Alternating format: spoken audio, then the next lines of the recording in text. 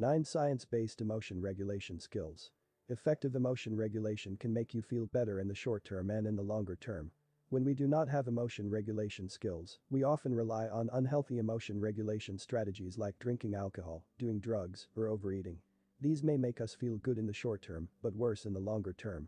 By building our emotion regulation skills, we can more effectively manage our emotions with healthier strategies and avoid using these unhealthy strategies.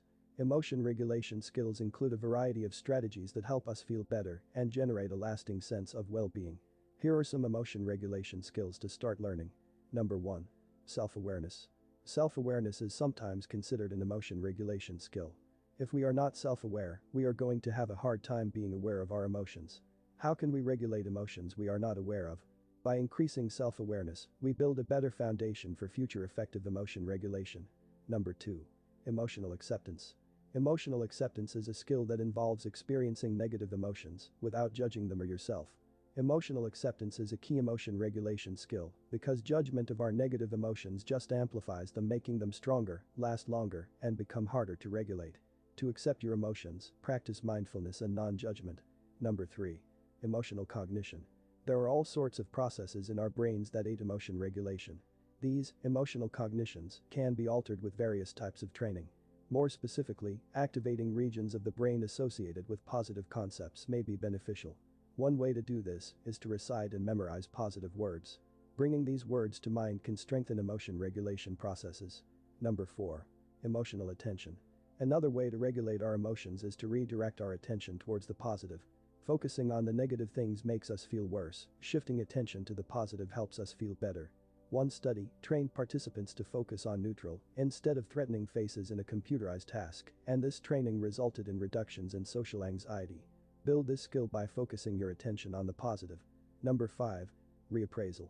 Reappraisal is an emotion regulation skill that involves cognitively reframing an experience as more positive or less negative.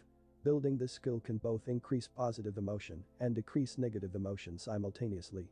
Number 6. Temporal distancing. Temporal distancing involves shifting the way you think about your present situation by thinking about it from a time in the future. This technique helps regulate our emotions if we can see that these emotions won't be so bad after some time. Basically, we remind ourselves that this too shall pass. Number 7. Self-distancing. Self-distancing is an emotion regulation skill that involves looking at your situation as a fly on the wall. Emotionally distancing yourself from your experience and looking at it from an outsider's perspective helps you disconnect from your negative emotions and see them in a new way. Number 8. Savoring. Savoring is an emotion regulation skill that involves holding on to positive experiences and the emotions they produce. When we savor our good moments and experiences, we generate more positive emotions and create longer-lasting positive experiences. Number 9. Gratitude. Gratitude is an emotion regulation skill that involves thankfulness. It helps us feel good and makes others feel good too. Gratitude can increase positive emotions while also improving the quality of our personal relationships. We can practice gratitude with gratitude lists, gratitude notes, and gratitude letters.